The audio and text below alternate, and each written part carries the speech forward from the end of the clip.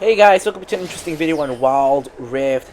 So we're back with a Pyke commentary guide. Now Pyke just recently released like 3 days ago, so I'm really excited to be playing a little bit of Pyke. And I have to say that so far I've played 4 matches with Pyke.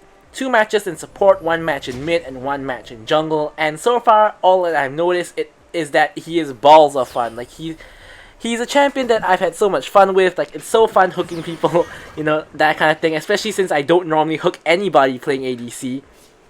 But, of course, full disclosure at the beginning, which should be relatively obvious based on the fact that there is a Pyke on the enemy team as well, that this is actually not ranked, this is PvP. Firstly, because Pyke is basically permabanned in ranked, and secondly, because I can't actually play Pyke. As you see in the title of the video, this is me first timing Pyke, so this is my very first match on Pyke. You will see a ton of mistakes from me. But yeah, this is a PvP match, not a ranked match, but yeah, you'll never get him in ranked, and even if I could, I wouldn't, because I'm no good of a Pyke player. So yeah, you will see a ton of mistakes, and I will point them out and talk about how we can learn from those mistakes, but I'll also point out some good things about Pyke. So anyways, what I've noticed from Pyke so far is that playing Pyke, you really cannot, in my opinion at least, Pyke is not the kind of champion that can solo carry a game. Like, you're a very single target, so at most you can hook somebody, but you mainly gotta rely on your team to do majority of the damage. Like, even on games that I've had, like 2 or 3 of my games, I basically popped off, and even though I have so many kills, so many assists, at the end of the day, my damage is always less than someone who has like less KP, less kills than me, that kind of thing. So he isn't really a guy who has huge amounts of damage, but he has really good pick potential with his Bone Skewer, as well as his Phantom Undertow, of course. And of course, you have a lot of pentakill potential with that Death from Below ultimate. So anyways, Pyke, you know, pretty much you are an assassin, but in lane you play a lot like a like kind of tank support, because you're basically like engaged support. As you guys can see there, you get the hook there. Basically you are melee, you have no range, so basically essentially in the laning phase you kind of play like a tank support. But the difference here with Pyke is that he is a very roam focused support, so you don't want to always be in the lane. If that's how you're playing Pyke, you're playing him wrong. Whether you're playing Pyke mid, jungle, or bot, even Pyke top, for some people, Pyke technically can be playing top as well, but I think his best role is honestly gonna be support, just based on my testing.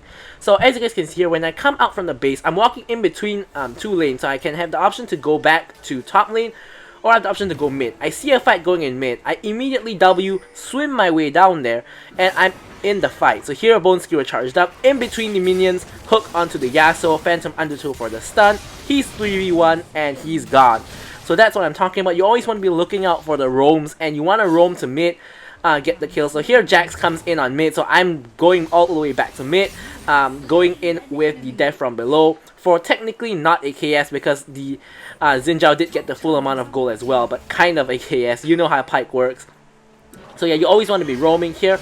Again, you'll be seeing like you probably miss like 50% or more of your hooks. Like you don't even necessarily want to always hit your hook. Like, you don't want to hook like a tank into your team. Like, I wouldn't want to be hooking Nautilus into my team unless we can kill him easily. So here another hook onto the Pyke hook onto the minion from the enemy Pyke, and things like that. So you always want to be roaming. Now, I'm not just talking about mid lane, I'm talking about even top lane. Like, sometimes even roaming top lane could be a good thing. Here Jax comes in, I can just Phantom Undertow away.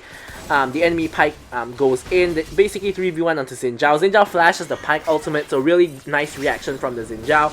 Jax comes in, but he's a little bit over chasing because he's kind of alone at the moment, waiting for my Q to come back up. And I tried to hook him, but he did not walk the way I expected him to. He actually walked down instead of up, so I thought he would walk towards his team there. So again, another missed hook. Trying to hook the Draven, another missed hook. Gonna see that a lot. I'm definitely not the best person to hit hooks, but even on a experienced hook support, like maybe for a Thresh or Blitzcrank player, I'm not sure what's their hit rate on the hooks. But yeah, I'm definitely missing more than I hit, but I do hit quite a number of important hooks, like you see just now with the Yasuo gank in the mid lane. Alright, so here I'm gonna back, and something that I didn't actually do this game is I didn't actually get Sweeper. Like, in later games I actually swapped to Sweeper so that I can roam around and remove vision so that they can't see me coming.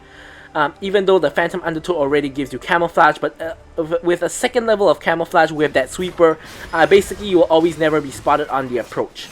So anyways, here Pyke doesn't really have very good wave clear. You do have an AoE Q and E, but you don't really do so much damage. So anyways, here I hook flash.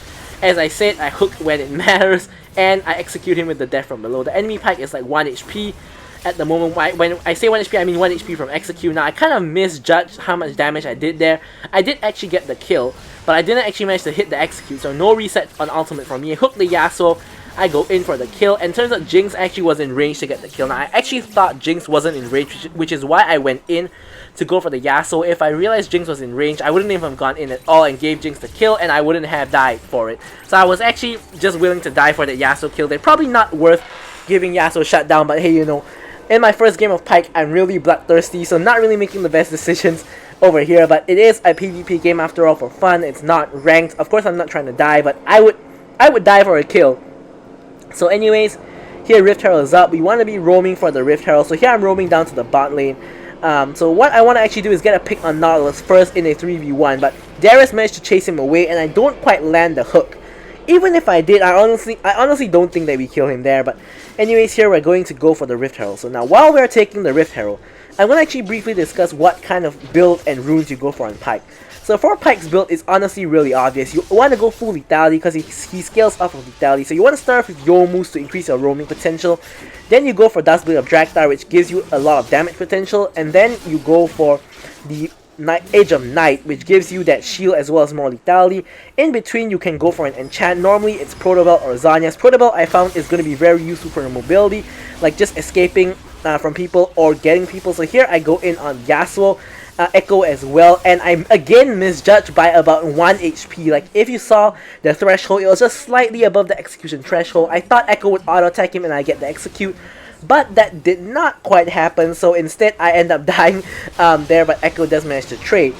And here Darius a little bit too ham on the tower dive as well. Xinjiao has to flash out. So you go for those triple lethality items. You go for Zhonya's or Protobelt. Normally it's Protobelt, and then you go for something like a GA because honestly the rest of the items aren't really too good on Pyke.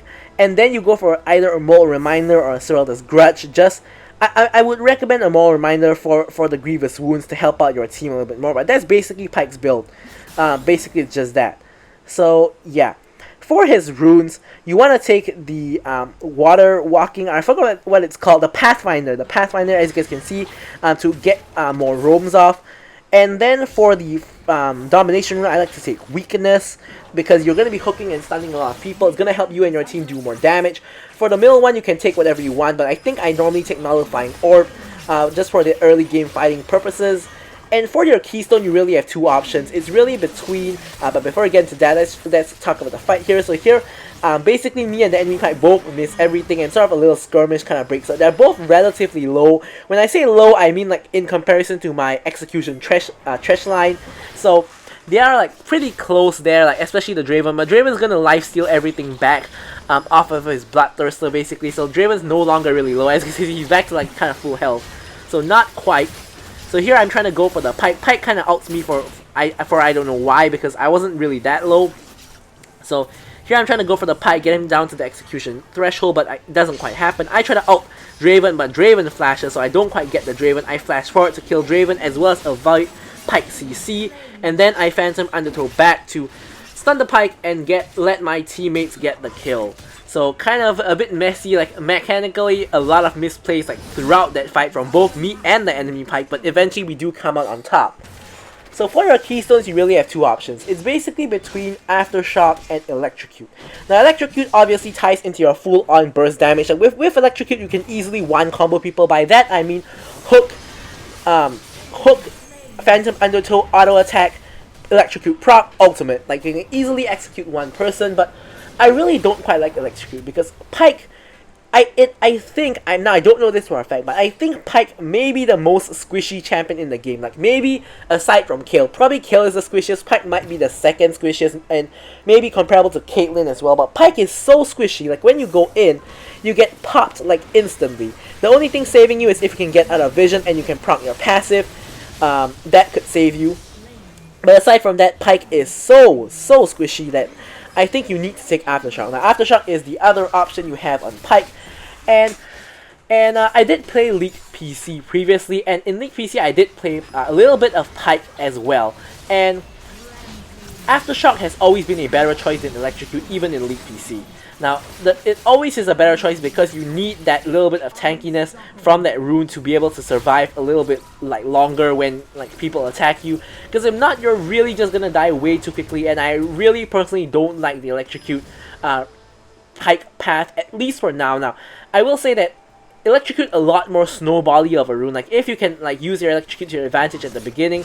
Here you see we caught up Pyke, not Pyke, Yasuo recalling, and you again here you see I ult him right above the thresh line. So really kind of my bad there because I always have the perception that someone is gonna like do that last hit before I can get the execute, but in reality, I'm the only person there to do the hitting, so that's not really gonna kind of work out. So, kind of a big boo-boo there. But yeah, I'm not the best Pyke player in the world, but we are not the best Pyke player in the world mechanically, at least. Like I failed at least 3 ultimate executes at this point.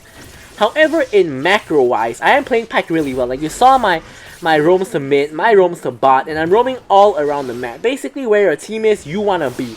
Like, you're not meant to play split pusher, you're not, you know, meant to do anything like that. As you can see here, I'm trying to play split pusher. Now, this is not what I should be doing. My team is mid, I should just go mid. But here, I'm trying to clear the wave.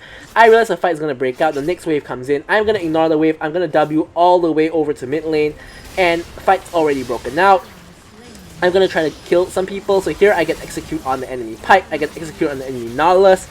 But Draven comes in with the Whirling Death to finish me off. If I could get out of vision there, I could definitely have lived from my regen, but unfortunately I could not, was not quite able to do that, so I do die to the Draven. Like, he is really squishy. I think that was like 2 auto attacks from the Draven, or 1 auto attack plus the Whirling Death. I'm not quite sure, but yeah, so you can see how squishy Pyke is. But yeah, here I already got my first 2 lethality items, my Proto Belt, as well as another serrated dirk. So a whole ton of utility. Now the reason why you're stacked, not utility, a whole ton of lethality. The reason why you stack lethality is because if you read Pyke's tooltip, Pyke actually scales off of lethality. Like all his skills and abilities scale off lethality. So you really want to be building lethality to take advantage of its scaling. You can't build health anyway, so you really don't have a lot of options. It's not that you can go for a Black Cleaver or a Divine Sunder or Pyke or anything like that. But if you notice, Pyke's W gives you a whole load of movement speed to get to fight. So here I grab the hook and net my team the kill on the Nautilus. Here we're on the chase for the enemy Pyke. Pyke goes over to the other side. I kind of missed the hook there. Here I'm going for the execute. Boom, we do get the execute on the enemy Pyke. Yasuo comes in. Another execute onto the Yasuo. This time I did judge it correctly. I ulted him above the trash line and someone did auto attack him to allow me to execute. So here, look at how fast I get from top to mid. Look at that movement speed from Pyke. So here, Jinx kind of caught in the 1v1 with Draven. I ignite, I Phantom Undertow over, and I do manage to end up getting the kill onto the Draven. So I do have significant damage, but I couldn't really save the Jinx there because my cooldowns were down, and I gotta wait for them to come back up. So here, triple lethality items completed. So here I'm gonna be really strong. I'm 12.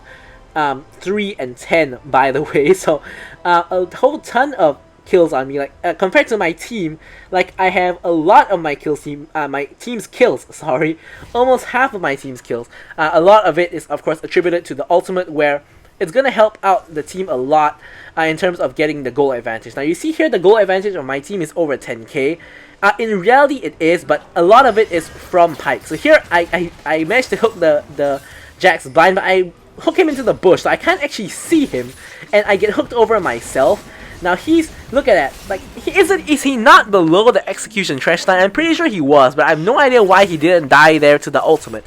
Like, if you saw the line there, like, he was below that line, so I don't actually know why he didn't die. Like, I still don't understand up till now. Like, I know he lifestealed a bit, but his final health still looked like it was below the line to me, so I don't know why he didn't die there, but either way, we ended up getting caught out. Now that honestly was a misplay on my end because I hooked him into the bush and then I myself went over to the other side, which basically meant he's now in the bush and I can't see him, so I kind of really messed up on that one. Like, if I could see him, I could easily have auto attacked him once or twice and executed him before his team was able to come over. I probably would have gotten away with it, but it ended up being an extended fight, and Pyke as an assassin does not want to take an extended fight against a fighter like a Jax. Even if his team did not back him up, I think I would still not be in the best of shapes.